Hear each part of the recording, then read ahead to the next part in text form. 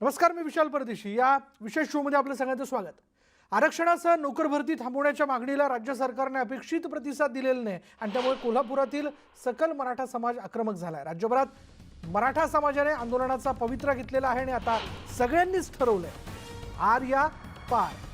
जर आपण बघितलं तर पुणे, कोल्हापूर, जालना, नांदेडमध्ये एल्गार केलेला आहे. मराठा समाजाने आंदोलनं केली जात आहेत. कोल्हापुरात गोकुळ दूध संघाबाहेर निदर्शनं सुरू आहेत. जालन्यात आपण जर पाहिलं, जालन्यामध्ये राजेश टोपेंना घेरण्याचा प्रयत्न करण्यात आला. नांदेडमध्ये देखील आपण बघतोय अशोक चव्हाणांच्या घराबाहेर आंदोलन केलं जात आहे. तर पुण्यात जिल्हाधिकारी कार्यालयाच्या बाहेर आंदोलन सुरू आहे. कोल्हापुरात गोकुळ दूध संघाच्या बाहेर आंदोलन केलं जात आहे. तिथे आता सध्या पोलीस छावणीचं स्वरूप आलंय.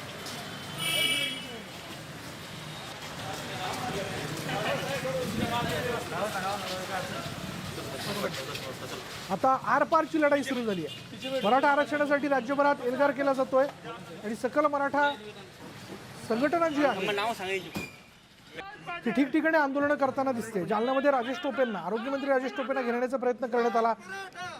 तर नांदेडमध्ये अशोक चव्हाणांच्या घराबाहेर आंदोलन सुरू आहे. तर पुण्यात जिल्हाधिकारी कार्यालयाच्या बाहेर आंदोलन केलं जात आहे. तर कोल्हापुरात गोकुळ दूध संघाच्या बाहेर आंदोलन केलं जात आहे आणि यावेळी या गोकुळ दूध संघाच्या बाहेर असणाऱ्या परिसराला पोलीस छावणीचं स्वरूप आलंय.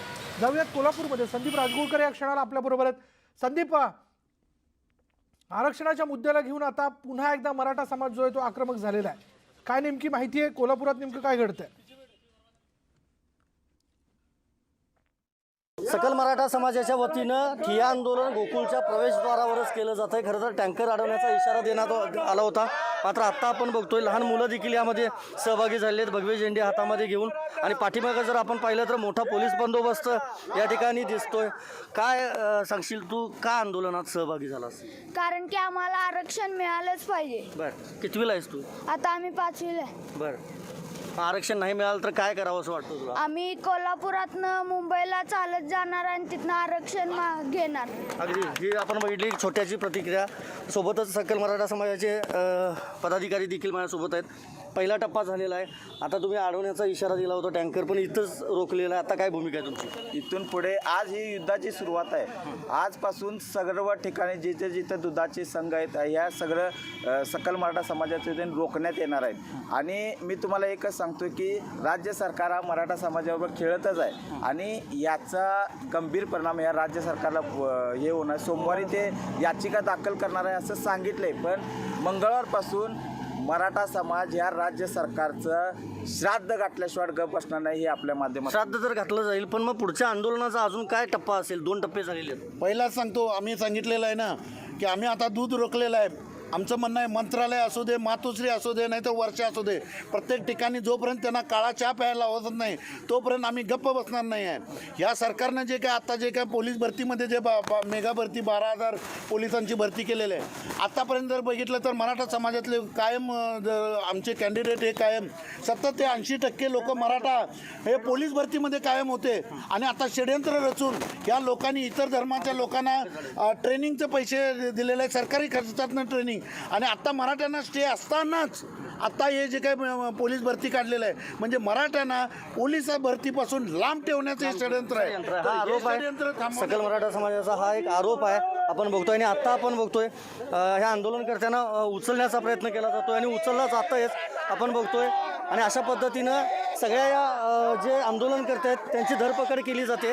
आपण जर पाहिलं तर गाडीमध्ये त्यांना घातलं जातं आहे. अशा पद्धतीनं घोषणाबाजी या ठिकाणी सुरू तर आहे. मात्र कुठल्याही परिस्थितीमध्ये या सगळ्यांना अटक करण्याचा चंगच खरं तर पोलिसांनी बांधला होता. आणि सगळ्यांना आता आपण बघतोय की या गाडीत घातलेला आहे. त्यामुळं सगळ्या सकल मराठा समाजाच्या सगळ्या कार्यकर्त्यांना पोलिसांनी अखेर ताब्यात घेतलेलं आहे. गोकुळच्या कार्यालयासमोर हे आंदोलन होतं आणि आंदोलन झाल्यानंतर या सगळ्या कार्यकर्त्यांना पोलिसांनी अखेर ताब्यात घेतलेला आहे. संदीप राजगोळकर, न्यूज 18 लोकमत, कोल्हापूर. पुण्यात जिल्हाधिकारी कार्यालयाबाहेर देखील मराठा क्रांती मोर्चानं आंदोलन केलेलं आहे आणि याच विषयी अधिक माहिती जाणून घेण्याकरता आपण जाणार आहोत. आमचे प्रतिनिधी अद्वैत मेहता आपल्याबरोबर आहेत पुण्यावरून. अद्वैत, पुण्यात काय भावना आहेत मराठा बांधवांच्या? पुण्यामध्ये जिल्हाधिकारी कार्यालयाच्या बाहेरचा माहोल जर आपण बघितला तर अशा प्रकारे आहे आणि शेकडो कार्यकर्ते जे आहेत ते आपल्या हातामध्ये निषेधाचे बॅनर्स घेऊन उभे आहेत. काळे मास्क लावलेले आहेत किंवा काळे झेंडे आहेत त्यांच्या हातामध्ये, काळे कपडे घातलेले आहेत. निषेध जो आहे तो केला जातो. 11 सरकारी कार्यालयामध्ये 10-10च्या गटाने जाऊन मागण्यांची निवेदनं दिली जाणार आहेत. आपण बोलूया त्यांच्याशी काय म्हणणं आहे नेमकं. मला सांगा की आधीच स्टे लागलेला असताना आता पोलीस भरतीचा पण एक निर्णय झालेला आहे, त्यामुळं पण समाज दुखावला. काय म्हणणं आहे नेमकं? नक्कीच या सरकारच्या बाबतीमध्ये सरकारच्या मनामध्ये काय हे समजत नाही आम्हाला. 15 दिवसापूर्वी EWSचं आरक्षण थांबवलं, त्याच्यानंतर आज रोजी परत नंतर आरक्षण स्थगिती आली, लगेचच पोलीस भरती निघाली. याच्यामुळं प्रश्नचिन्ह निर्माण होतं की या सरकारला मराठा समाजावर अन्याय करायचा आहे का, आणि हे ठाम निदर्शनास येते. त्यामुळे ही तात्काळ भरती पोलीस भरती आहे ती रद्द करावी ही मराठा समाजाची मागणी आहे. त्या बाबतीमध्ये आज देखील आम्ही पत्रव्यवहार आणि निवेदन देणार आहोत. मुख्यमंत्र्यांना जर समाजाचं खरंच जर चांगलं वाटत असेल तर तात्काळ पोलीस भरती रद्द करावी ही मागणी आहे आमची. अध्यादेश काढण्याचा मार्ग कोणतरी सुचवतंय, कोणतरी म्हणतंय की घटनापीठाकडे जावा, पुनर्याचिका दाखल करा. सुप्रीम कोर्टामध्ये न्याय मिळेल असं वाटतंय. त्या संदर्भामध्ये राज्य शासनाचे जे जबाबदार घटक आहेत, माननीय मुख्यमंत्री असतील, विरोधी पक्षनेते असतील किंवा त्या संदर्भातले जे जबाबदार व्यक्ती आहेत, त्यांनी घटनात्मक तज्ज्ञांचा सल्ला घेऊन त्याच्यामध्ये मराठा समाजाला आरक्षण मिळण्याच्या संदर्भातला किंवा जी स्थगिती दिलेली आहे ती स्थगिती उठवण्याच्या संदर्भातला मार्ग कसा मोकळा होईल त्याच्यासाठी त्यांनी सल्ला घेऊन त्याच्यासाठी कोर्टामध्ये म्हणणं मांडलं पाहिजे. सल्ला घेतला पाहिजे. या मोर्चामध्ये महिला ज्या आहेत त्या मोठ्या प्रमाणामध्ये सहभागी आहेत. त्यांना विचारूयात काय नेमकं म्हणणं आहे. या आधीचं सरकार असेल त्यांनी प्रयत्न केले, आताचं सरकार आहे प्रयत्न केले, कुठं नेमकं कमी पडतंय, म्हणजे राजकीय शक्ती कमी पडतेय का सुप्रीम कोर्टाची जी एक मर्यादा आहे आरक्षणाच्या 50%. या आपल्या आजच्या चर्चेमध्ये खरं तर विनायक मेटे शिवसंग्रामचे अध्यक्ष ते देखील आपल्यासोबत आहेत. विनायक मेटेंकडे मी थेट जाणार आहे. विनायक मेटेजी, सरकारला किती दिवस आपण समजून सांगणार आहोत की एक मराठा लाख मराठा, आता मराठा बांधवांच्या संयमाचा अंत झालाय का असं म्हणायचं का? हो, सर्वप्रथम मी आपल्या चर्चेची सुरुवात करण्याच्या अगोदर मराठवाड्यामध्ये आज मराठवाडा मुक्ती संग्राम दिन आहे. त्यानिमित्तानं सर्व मराठवाड्यातील सर्व बांधवांना, जनतेला मी खूप खूप शुभेच्छा देतो आणि आज आपल्या प्रश्नाकडे मी वळतो. खरं तर एक मराठा लाख मराठा किंवा अशा पद्धतीचे जे अनेक वर्षापासून या झेंड्याखाली एकत्र येऊन, या शब्दावर एकत्र येऊन आपल्या मागण्याचा प्रामाणिकपणाने प्रयत्न वैधानिक दृष्टीनं समाजानं केलेला आहे. बरोबर. दुर्दैवानं ज्या मागच्या काळामध्ये देवेंद्रजी फडणवीस साहेबांच्या काळामध्ये जे आरक्षण दिलं गेलं, जे उच्च न्यायालयात टिकवलं गेलं, ते या आघाडी सरकारच्या काळामध्ये ते सुप्रीम कोर्टामध्ये टिकवलं गेलं नाही. आता याच्यामुळं खरं तर मराठा समाजाच्या मध्ये प्रचंडपणाने रोष आहे. आणि आज आपण पाहतोय की आज 17 तारीख आहे, 9 तारखेला निकाल आला, एवढ्या दिवसामध्ये या सरकारनं काही निर्णय घेतलेला नाही. काल जे सर्वपक्षीय बैठक माननीय मुख्यमंत्री महोदयांनी बोलवली, त्या बैठकीमध्ये खूप चर्चा झाली. आणि मी आपल्याला यासाठी माहिती सांगेल की आपण आज या महाराष्ट्रामधली सगळी जनता या बैठकीने डोळे लावून बसलेली आहे. तुम्ही आज कोणता का असाना निर्णय तुम्ही जाहीर करा, जो मराठा समाजाला, तरुणांना, युवकांना आम्हाला दिलासा देईल, त्यांना त्यांचा हक्क देईल. आणि परंतु काही झालं तरी आज निर्णय जाहीर हे आम्ही आग्रह केला.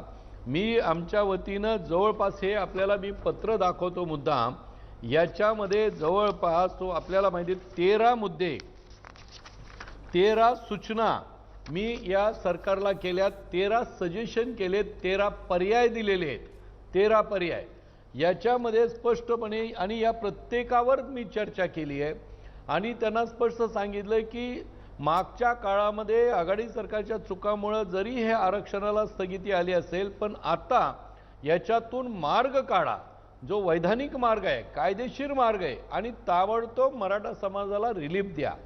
आणि त्याच्याकरता आम्ही सगळे मंडळी तुम्हाला प्रामाणिकपणाने साथ देऊ, सोबत देऊ, पण तुम्ही तुमच्या बाजूनं राजकारण याचं करू नका आणि त्याचं भांडवल करू नका.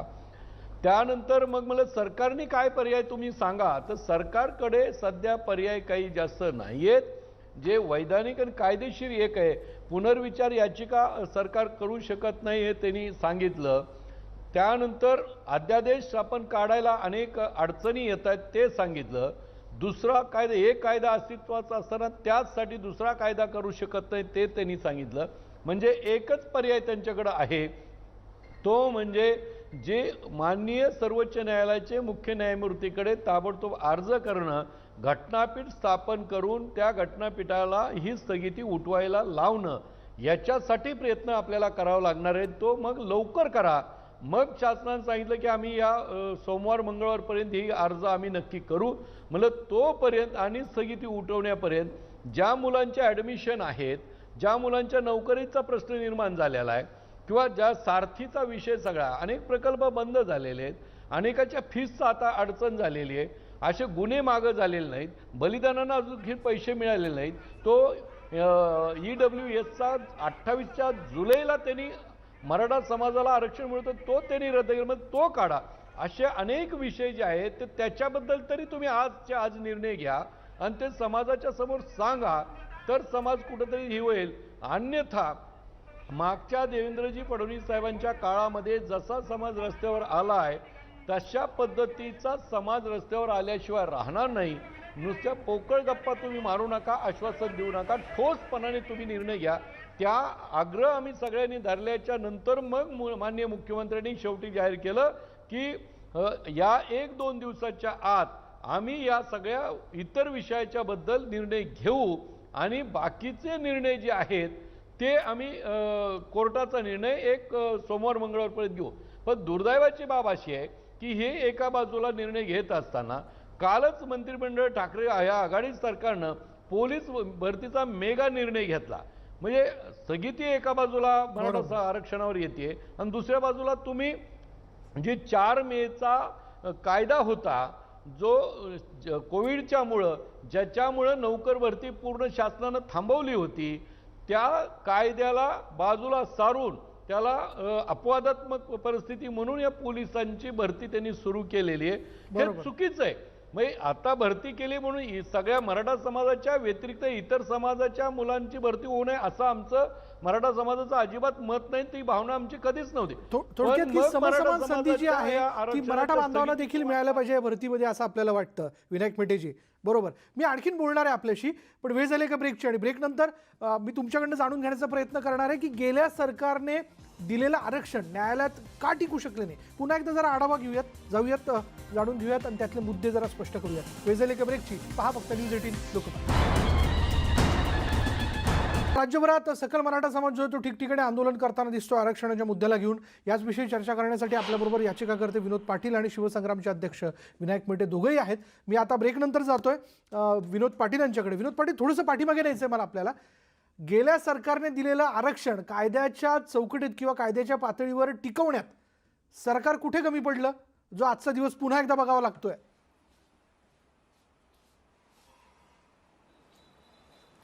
निश्चित की मागच्या काळामध्ये ज्यावेळेस आरक्षण मिळालं होतं हे मागच्या वेळेसप्रमाणे मुंबई हायकोर्टामध्ये याला चॅलेंज देण्यात आला होता. मुंबई हायकोर्टामध्ये युक्तिवाद झाला. मुंबई हायकोर्टामध्ये सर्व काही गोष्टी त्या ठिकाणी चर्चेला आल्या. 50% मुद्दा आला, इंदिरा साहनीचा मुद्दा आला, मागास आयोगाचा रिपोर्ट त्या ठिकाणी चर्चेला आला.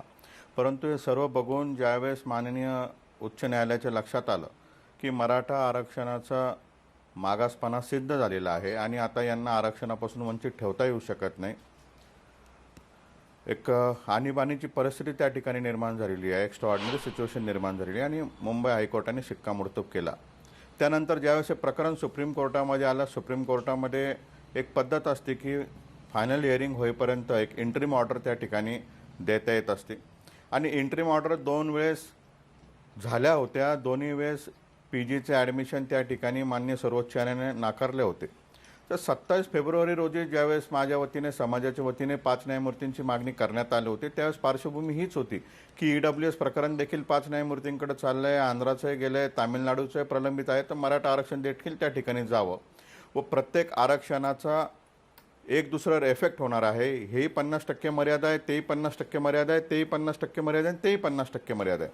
तर अशा परिस्थितीत जर राज्य सरकारने त्याच वेळेस जर अर्ज केला असता, जो की 6 महिन्यानंतर त्यांनी अर्ज केला, तर ह्या 6 महिन्याच्या कालावधीमध्ये 2 वेळेस इंटरव्ह्यू ऑर्डर झाल्या होत्या. त्या इंटरव्ह्यू ऑर्डर परत घेण्याची गरज नव्हती. तर हे प्रकरण साबूतरित्या 5 न्यायमूर्तींकडे त्या ठिकाणी गेलं असतं.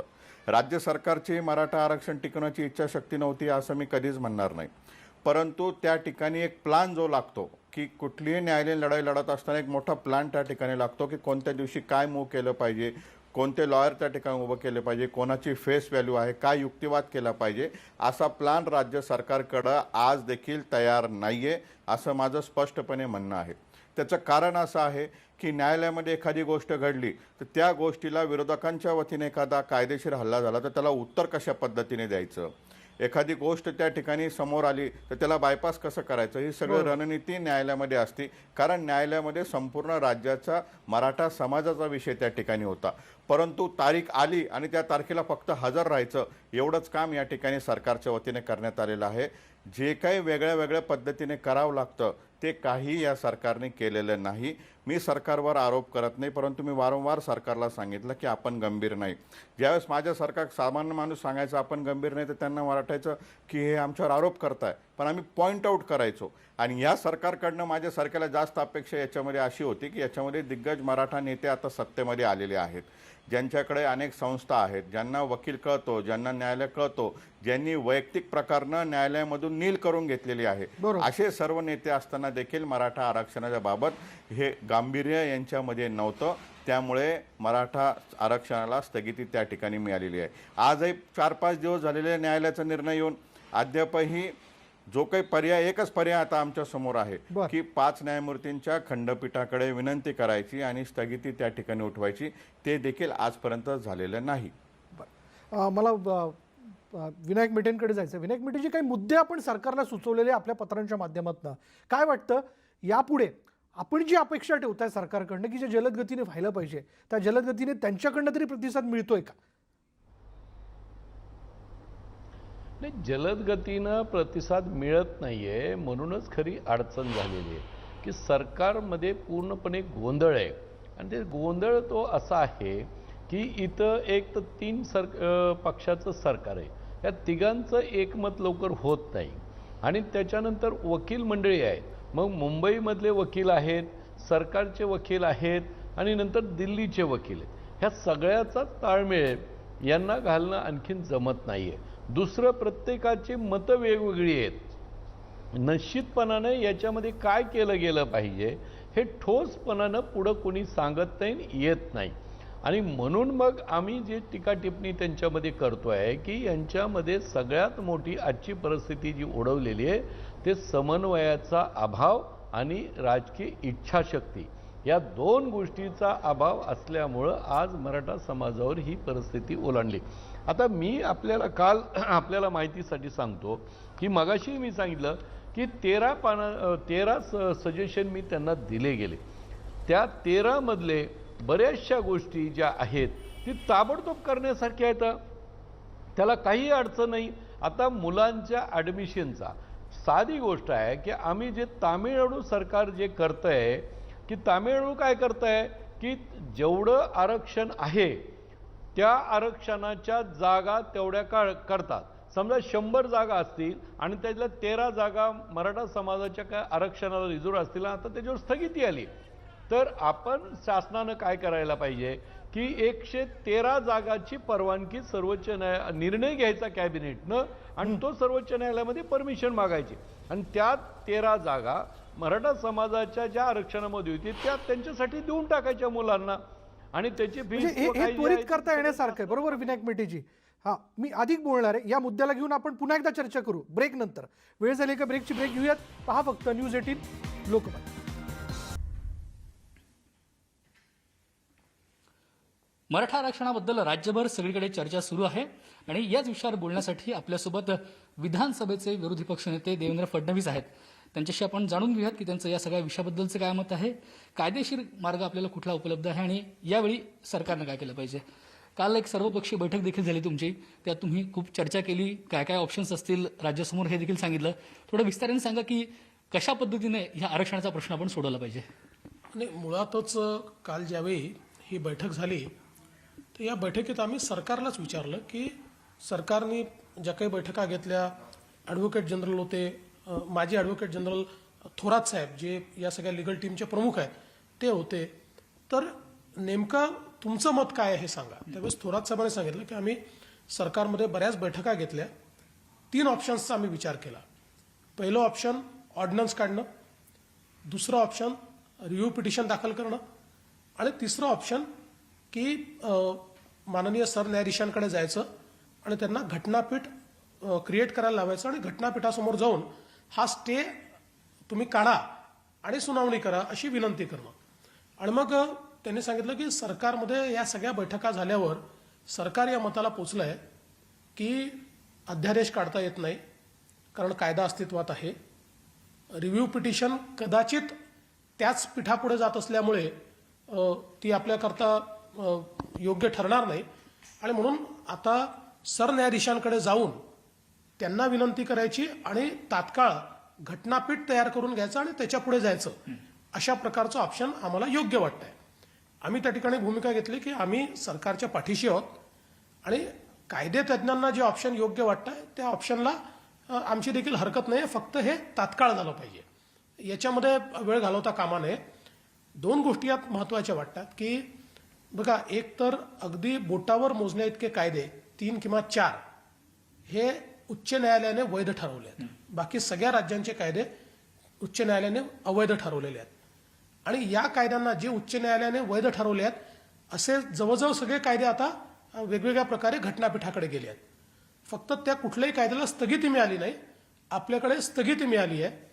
त्यामुळे आता मी राज्य सरकारला अशी विनंती केली आहे की तुम्ही हे सर्वोच्च न्यायालयाच्या लक्षात आणून द्या की तिथे स्थगिती नाही आहे, त्यामुळे आमची सुनावणी तुम्ही त्यांच्यासोबत घ्या, पण त्याच्या आधी आमची स्थगिती काढा. जो काही आउटकम सगळ्यांचा येईल तो आम्हाला मान्य करावाच लागेल. आणि मला असं वाटतं की ते ऑप्शन आता राज्य सरकार जे आहे ते एक्सरसाइज करायचा प्रयत्न करते. सर, या सगळ्यामध्ये सातत्यानं एक ऑर्डिनन्स नावाचा शब्द वापरला जातोय. अनेकदा असं लोकांना वाटतं की ऑर्डिनन्स आला म्हणजे प्रश्न सुटला किंवा मार्गी लागला. या परिस्थितीमध्ये अध्यादेशाचा वापर काय कसा होऊ शकतो किंवा त्याचे लिगल अडचणी काय आहेत?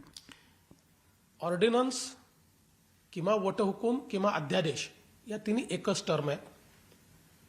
लोकांना कॉमन परसेप्शन असं असतं की ऑर्डिनन्स हा कशाचे वरचा आहे, हे सत्य नाही आहे. ऑर्डिनन्स हा जो कायदा आहे त्याच्या खालचा आहे. जेव्हा असेंब्ली किंवा पार्लमेंट काम करत नसते त्यावेळी जर कायदा तयार करायचा असेल तर ऑर्डिनन्स काढता येतो, पण त्याला असेंब्लीची मंजुरी घेऊन कायद्यात परिवर्तित जर केलं नाही तर तो ऑर्डिनन्स टिकत नाही. यातला महत्त्वाचा फरक काय आहे तर सुप्रीम कोर्टाच्या आत्तापर्यंतच्या निर्णयांमध्ये ऑर्डिनन्सला ते कधी स्थगिती देतात, हायकोर्टही देतं, पण ज्यावेळी कायदा असतो त्यावेळी कायद्याला अतिशय अपवादात्मक परिस्थितीत स्थगिती दिली जाते. कायदा वैध आहे की अवैध आहे असा फायनल निर्णय होतो. ही आता एक अतिशय रेअर केस आहे की ज्याच्यामध्ये कायद्याला स्थगिती मिळाली आहे, नाहीतर मिळत नाही. आत्ता काल जे ॲडव्होकेट जनरल साहेबांनी आम्हाला त्या ठिकाणी सांगितलं आणि ॲडिशनल ॲडव्होकेट आपला माजी ॲडव्होकेट जनरल थोरात साहेबांनी सांगितलं, त्यांचं मत असं होतं की त्यांनी सगळ्या वकिलांशी दिल्लीच्याही चर्चा केली आणि एक कायदा अस्तित्वात असताना आणि तो स्थगित असताना ऑर्डिनन्स काढता येणार नाही, कारण तो काढला तर तो काही टिकणार नाही. त्याच्यामुळे ऑर्डिनन्सचा फोर्स जो आहे हा कायद्यापेक्षा कमी असतो. त्यामुळे कायदा अस्तित्वात असताना त्याच्यापेक्षा कमी फोर्सचा ऑर्डिनन्स कसा काढायचा असा प्रश्न त्यांच्यासमोर त्या ठिकाणी निर्माण झाला. आणि म्हणून ही जी काही कॉमन परसेप्शन आहे की ऑर्डिनन्स हा कायद्यापेक्षा मोठा आहे किंवा ऑर्डिनन्स काढणं म्हणजे काहीतरी खूप मोठा त्यातनं स्टेप आहे, तर ॲडव्होकेट जनरल आणि माजी ॲडव्होकेट जनरल दोघांचे म्हणणं होतं की हे काही योग्य होणार नाही. आणि रिव्ह्यू पिटिशन बद्दल काय सांगाल? एक वर्ग आहे की ज्यांचं म्हणणं की रिव्ह्यू पिटिशन केली तर रिलीफ लगेच मिळेल, असं काही होऊ शकतं का? रिव्ह्यू पिटिशन जी असते ना तिच्या संदर्भातला धोका देखील आहे. काल त्याही संदर्भात जे ज्येष्ठ वकील होते सरकारचे त्यांनी आम्हाला सांगितलं की रिव्ह्यू पिटिशन ही त्याच बेंच पुढे जाते आणि साधारणपणे त्याच बेंच पुढे गेल्यानंतर आपला निर्णय तो बेंच बदलवेल अशी शक्यता नसते. पण सरकारच्या वकिलांचं म्हणणं असं होतं की त्यात एक धोका आम्हाला असा दिसतो की आत्ता आहे त्याच्यापेक्षा ऑर्डर जर वाईट झाला किंवा अजून त्याच्यात 2 गोष्टी आल्या तर आपला दुसरा मार्ग देखील बंद होईल. आणि म्हणून त्यांचं मत असं होतं की आता रिव्ह्यू पिटिशनपेक्षा ही जी मेन पिटिशन आहे त्याच्याकडे जावं. आता त्यांच्या बोलण्यातही मेरिट आहे, कारण शेवटी जे खंडपीठ आहे त्याच खंडपीठासमोर म्हणजे त्याच बेंच समोर जर पिटिशन जाणार असेल तर फार रेअर चान्सेस असतात की आपला निर्णय ते बदलतील. कारण रिव्ह्यू पिटिशनला सगळ्यात मोठी मर्यादा काय आहे तर एरर ॲपरंट हा जर दिसला तरच रिव्ह्यू पिटिशन दाखल होऊ शकते. सर, आणखी एक मुद्दा सातत्यानं समोर येतो ते म्हणजे केंद्राने हस्तक्षेप करावा, केंद्राने हस्तक्षेप करावा. त्यातलं तामिळनाडूचं उदाहरण दिलं जातं की 9th शेड्यूलमध्ये अमेंडमेंट केली आणि मग त्यांचा कायदा वैध ठरला. तसं केंद्राने हस्तक्षेप करावा अशी एक सातत्याने मागणी होत असते. म्हणजे ते इतर अनेक विषयांना होतं, ते आता या विषयाला पण लागू होतं. तुम्ही या मागणीकडे कसं बघता? नाही, मला असं वाटतं की याही संदर्भात स्पष्टता असली पाहिजे. ठीक आहे, लोकांना असा विश्वास असू शकतो की बाबा केंद्र मोठं आहे त्यामुळे केंद्राकडे गेलं पाहिजे. अनेक लोकांना पंतप्रधानांवर विश्वास आहे, ते काहीतरी मार्ग काढू शकतील. हे सगळं खरं असलं तरी यातली कायदेशीर बाब याकरता आपण समजून घेतली पाहिजे की पहिली गोष्ट तर ज्या काळात तामिळनाडूचा कायदा झाला त्या काळात 9th शेड्यूलचं संरक्षण होतं, परंतु त्यानंतर तामिळनाडूच्याच याच्यात कोर्टाने आणि त्याच्यानंतरच्या अनेक याच्यात कोर्टाने सांगितलं की 9th शेड्यूलमध्ये टाकला म्हणजे त्याची लिगल स्क्रुटिनी होऊ शकत नाही असं नाही.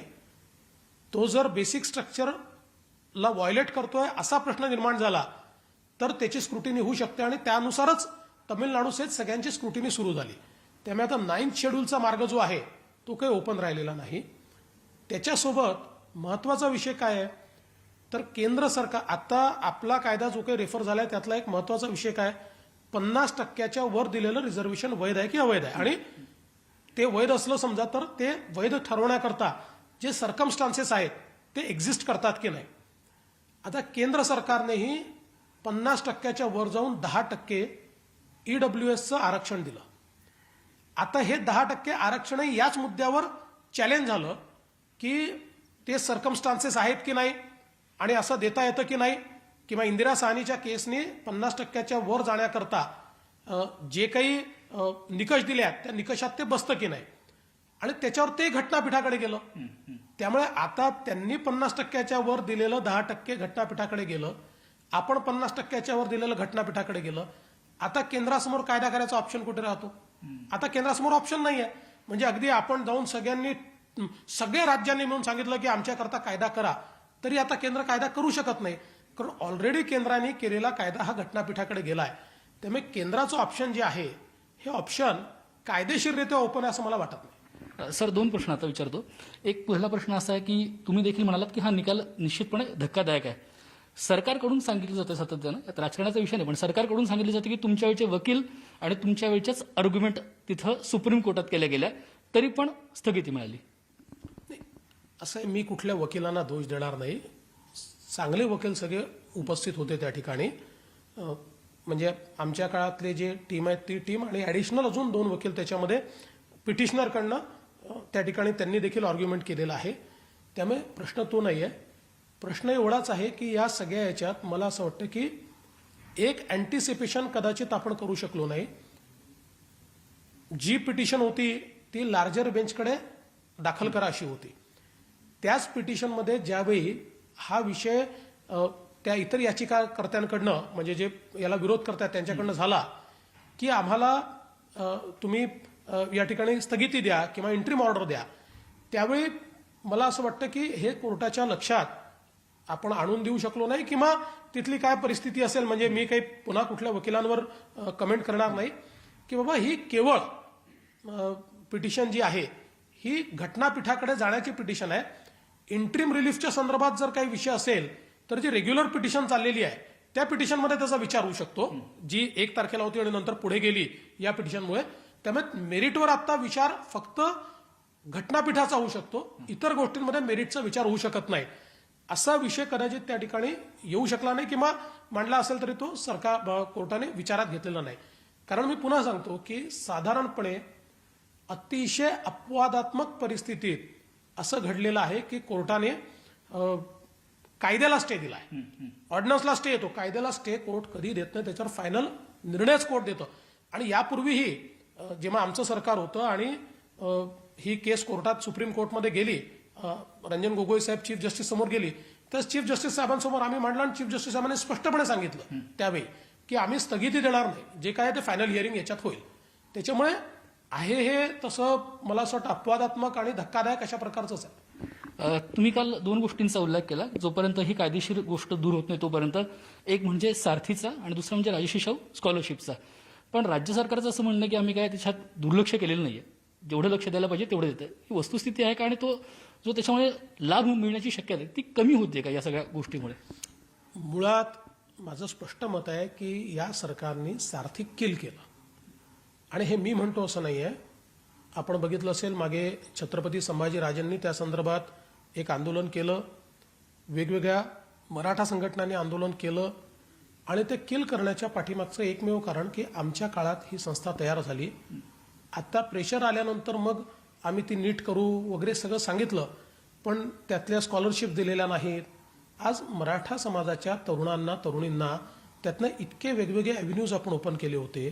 मला असं वाटतं की आताही वेळ गेलेली नाही, ते सगळे ॲव्हेन्यूज परत जर उघडे केले तर किमान हा जो काही लॉस झालेला आहे यातला बऱ्यापैकी लॉस भरून काढता येईल. दुसरं, राजश्री शाहू महाराज शिष्यवृत्ती योजना जी आहे ती आता पुन्हा पूर्ण वेगाने आपल्याला सुरू केली पाहिजे.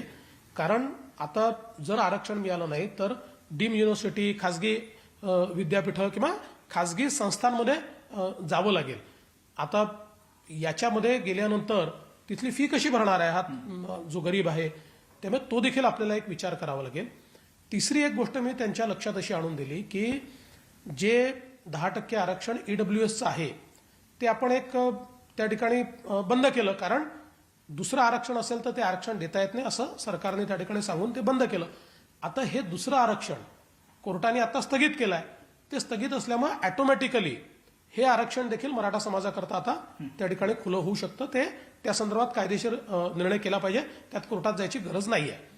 तिसरं महत्त्वाचं असं आहे की अण्णासाहेब पाटील आर्थिक विकास महामंडळ जे आहे, या अण्णासाहेब पाटील आर्थिक विकास महामंडळाचं पण काम जवळजवळ म्हणजे जेवढ्या वेगानं त्या ठिकाणी नरेंद्र पाटील जे अण्णासाहेबांचे चिरंजीव आहेत यांनी प्रचंड काम केलं. आणि या सरकारचं देखील म्हणजे एका गोष्टीकरता आभार आहे की त्यांना कंटिन्यू ठेवलं. त्यांनी राजीनामा दिला होता पण त्यांना तुम्हीच राहा असं सांगितलं. ते अतिशय मन लावून ते काम करतायत, पण आता त्याला पैसा दिला नाही आहे. आता त्याला पैसा दिला तर उद्योजक जे तयार करण्याचं काम आहे ते आपण तयार करू शकतो. आणि एक मुद्दा काल मी पुन्हा म्हणला की आपल्या गव्हर्नमेंट इन्स्टिट्यूशन्समध्ये आपण ॲडिशनल सीट्स जर क्रिएट केल्या तर आत्ता त्या सीट्सचा फायदा आपल्याला या मराठा समाजातल्या तरुणांना काही प्रमाणात तरी देता येऊ शकतो. या सगळ्या गोष्टी करण्याची आवश्यकता आहे. सर, शेवटचा प्रश्न. जेव्हा तुम्ही मुख्यमंत्री होतात आणि हा प्रश्न सुरू होता त्यावेळेस मोठ्या प्रमाणात आंदोलन झाली होती, अभूतपूर्व आंदोलन झाली असं म्हणायला काही हरकत नाही. ती स्थिती तुम्ही खूप कुशलतेने सांभाळली. आता पुन्हा एकदा हे आंदोलक रस्त्यावर येत आहेत. कोल्हापूरमध्ये, पुण्या, मुंबईला दूध पाठवलं जाणार नाही अशी भूमिका आहे. वेगवेगळ्या आमदार खासदार यांच्या निवासस्थानासमोर सुद्धा आंदोलन सुरू आहे. या सगळ्या परिस्थितीवर काय म्हणणार आणि आंदोलकांना काय आव्हान कराल? नाही, समाजातला उद्रेक हा आपण समजूच शकतो. एक प्रचंड मोठा उद्रेक हा समाजामध्ये निश्चितपणे आहे, आक्रोश देखील आहे.